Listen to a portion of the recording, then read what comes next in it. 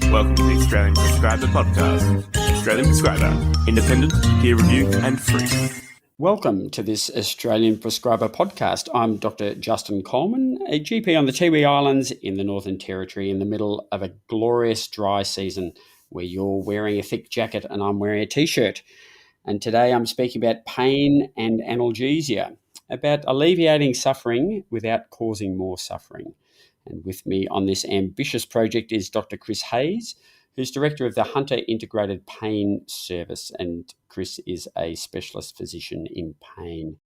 Chris, welcome to our warm winter edition of this podcast.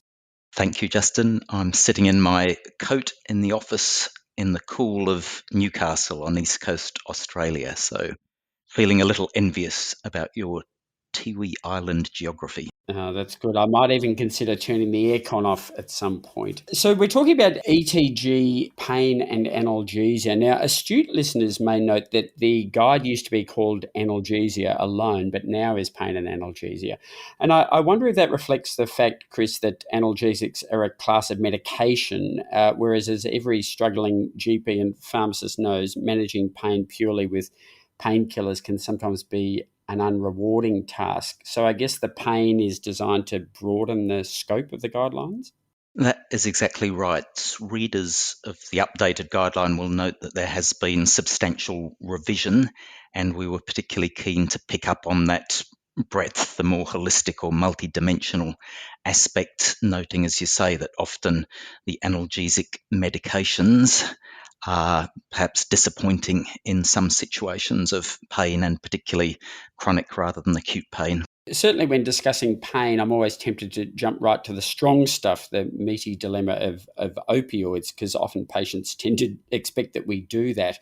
But I am going to restrain myself and take it more slowly in a logical order. So I thought we would start with that multidimensional aspect you talk about, the biopsychosocial factors. And I think your perspective is good, Justin. Often we are needing to slow the process down as we're thinking through these issues medically, and also as we're dealing with patients. They may, as you say, want to cut to what they see as the core element and get onto some strong medication. Our task as clinicians is to slow the process down, at least to some extent, I think, and to make sure that we assess broadly, recognising that pain, whether it is acute or chronic, is multidimensional. So we do need to think, even in the acute injury perspective, about the surrounding environmental, social, cultural, psychological perspectives. The biopsychosocial approach, as it is called, or by some the socio-psycho-biomedical approach, but whichever way, we're looking at going beyond just the simple structural medical aspects and looking at what's happening in the person's mind and what's happening in the broader social construct around them. I see there is a table which summarises how to take a pain history, which has a lot of those questions as well. So let's look at the person walking into our office who does have pain of some sort, and particularly here I'm talking about sort of ongoing pain rather than pain that started yesterday. How do we assess that person? I think it is good to look for any underlying harmful conditions at first pass. This is, I think, largely what patients expect. And I think GPs broadly do a very nice job of this. So this is the search for the broken bone or the infection, the underlying cancer, etc., the traditional red flag conditions. So that's part of it. But I guess if the patient has had pain for some time, the likelihood is that they probably won't have any of those red flags. And then I think it's good to be fairly strong and not too slow in moving to look at the broader social dimension. So to start to think about what is happening psychologically and socially for that person. What else was happening when the pain came on, or when this current flare-up started? Just that sense of what else is happening in your life at the moment is a nice entree question into some of these broader dimensions, as well as to broaden the medical history as well. What are the or the multi-morbidities? What are the different medications that the patients may be on? But certainly to explore and link the psychosocial aspects, I think, is key, and to acknowledge early that the reason why you're asking about some of these psychological and social aspects is because they may well be contributing to the pain, and they may well be targets for therapeutic intervention. The majority of patients I find enjoy the attention paid to them, someone caring, asking about all those things. Do you get many people attending the pain service who get a bit annoyed and frustrated by you sort of going what they see as off track? This is a constant challenge, and I think it's fascinating in the interaction between the GP and the specialist pain service, I think, in terms of what the person's expectation is as they come into the specialist service. But in answer to your question, yes, we do see quite a few people who perceive that we are getting off track. Are we suggesting that the pain is all in their head? They might challenge us with, really all I need is a rubber stamp for the opioids that I'm on. The GP just wants that, maybe their simplistic recounting of the situation, which may or may not be true. That's part of our challenge at the specialist service, to welcome someone, to note and give space for complexity, and to boldly persist in asking these broader questions and explain that this is very relevant as we formulate what's happening and as we make treatment recommendations, and to give a sense of hope that going broad isn't just a distraction and us avoiding talking about the opioid issue, but to give that sense of hope that in that breadth of assessment, we will lead on to breadth of active treatment strategies and potentially reduction of their chronic pain, maybe even resolution of their chronic pain in some situations. Yeah, so starting with the end goal in mind is always good advice, I think. Moving on to the actual types of pain, because there are various bodily systems and then they're all modified by the brain itself, of course, as to how people experience pain. We have nociceptive pain and we have neuropathic pain, and we have something you just told me about 10 minutes before this podcast started, which is nociplastic pain. Readers of the traditional pain textbooks would note that there have been the two types of pain described for some years now. The nociceptive equals tissue damage pain, and the neuropathic equals nerve damage pain. But curiously, where I work in a chronic pain clinic, most patients that we see with long-term pain don't have an obvious nociceptive or tissue damage component because the tissue injury has healed, and a majority don't, although a subgroup do have clear evidence of nerve injury to justify the diagnosis of neuropathic pain. So it means that we've been searching for what is the mechanistic diagnosis. So it's been useful to have this new term, nociplastic pain associated with sensitization, or wind up as it can be called, in the nervous system. So this is a patient who may have had some motor vehicle crash, let's say, for example. The physical damage of that has healed, so the nociceptive component has resolved. They haven't had a specific nerve injury, and yet they have ongoing pain. And the reason that we think that is the case is because of wind up, particularly at brain level, perhaps also at spinal cord level in the nervous system. So that's nociplastic pain.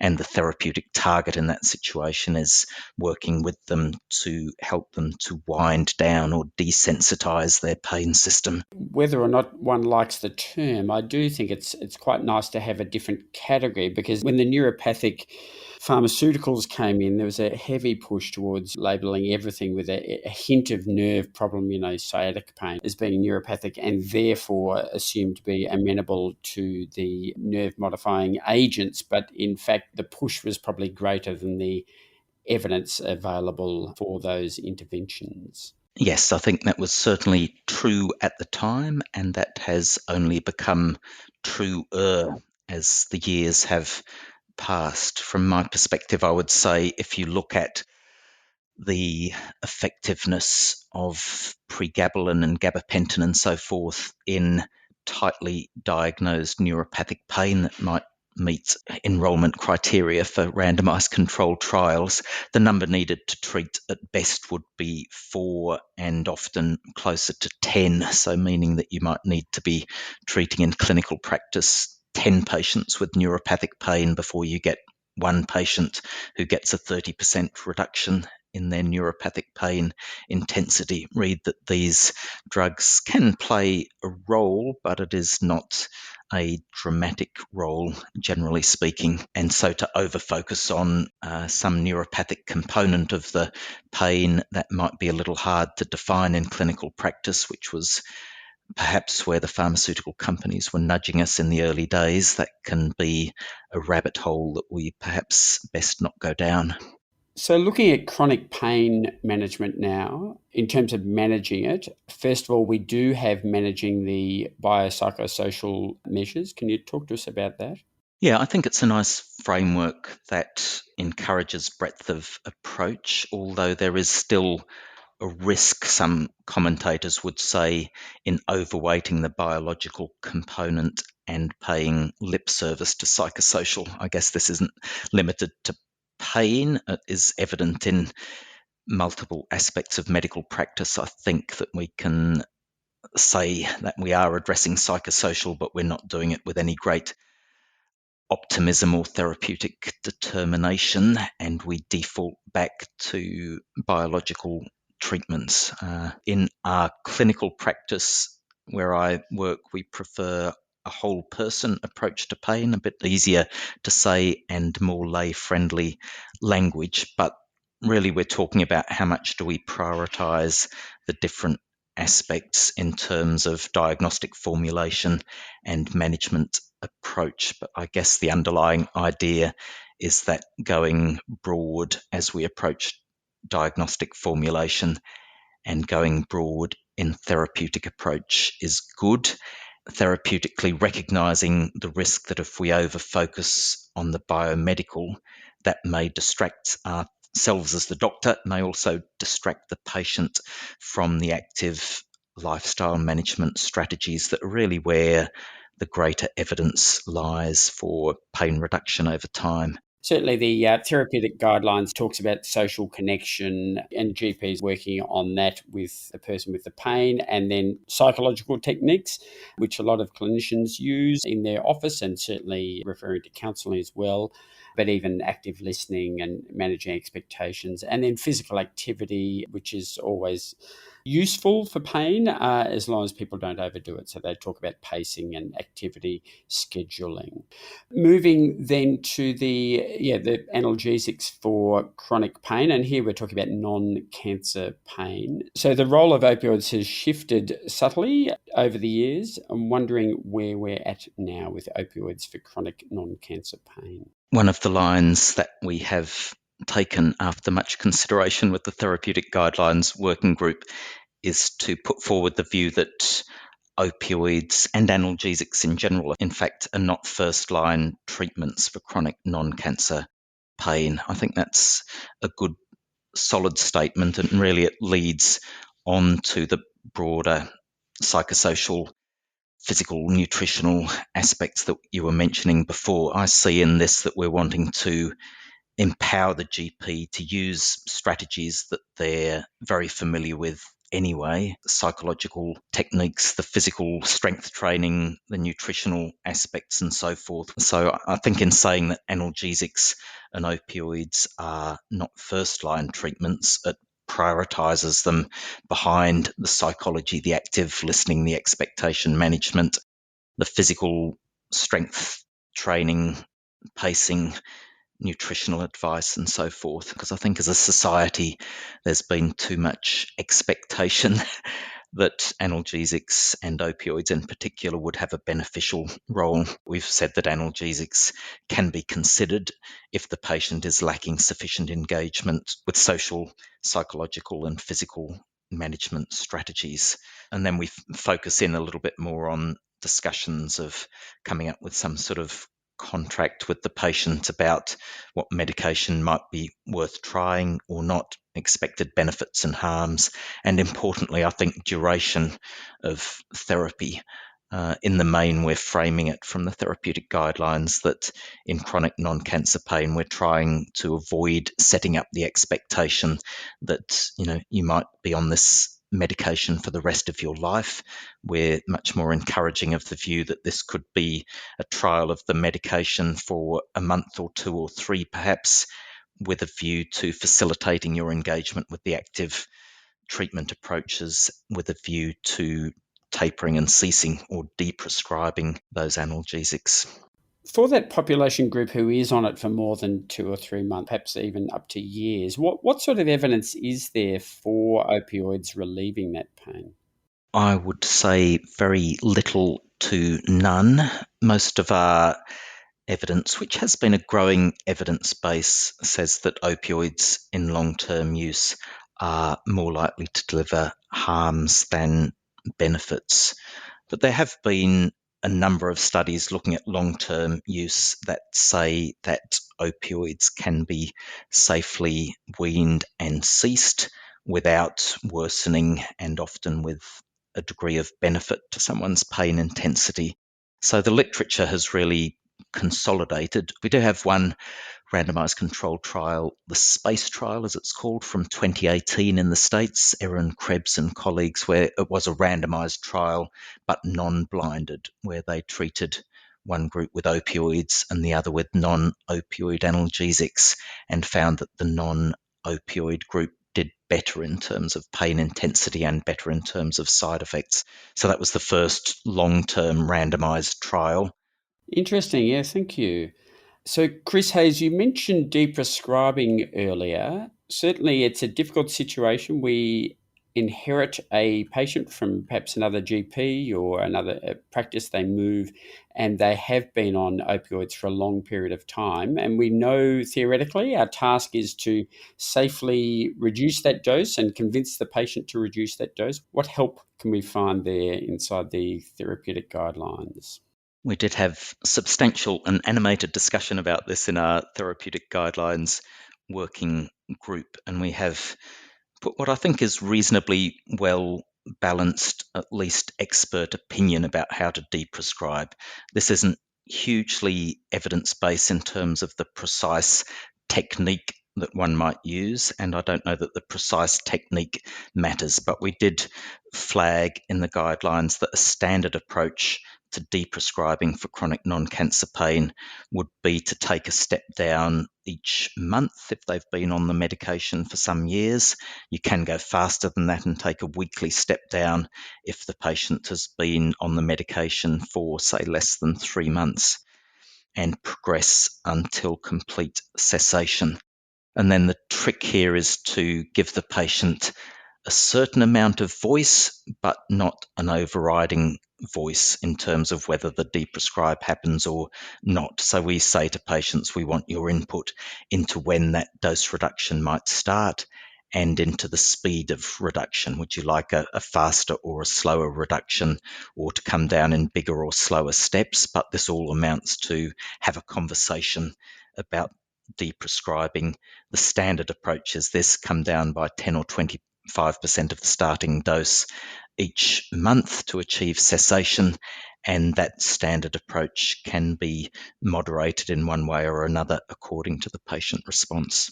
And we have made some similar statements about deprescribing other analgesic agents such as the gabapentinoids, NSAIDs, etc. Do the other agents require that sort of tapering? Do you get that rebound effect if you stop them immediately? Perhaps with the gabapentinoids, although this is variably reported in the literature, but we have suggested in the therapeutic guidelines that if someone has been on gabapentinoids for some time, that you probably don't lose anything by doing that stage step down, and you could step down somewhere between each week at the fast end or every 4 weeks at the slower end.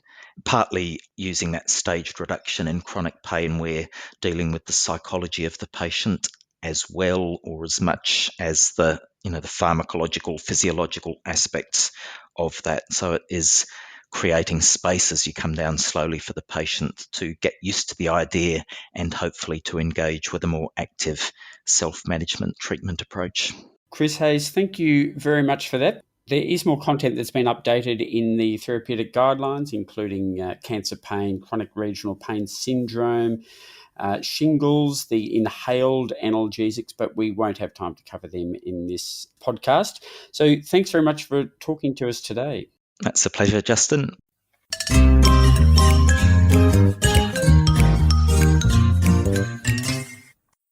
My guests' views are their own and don't represent Australian Prescriber, and my views are certainly all mine.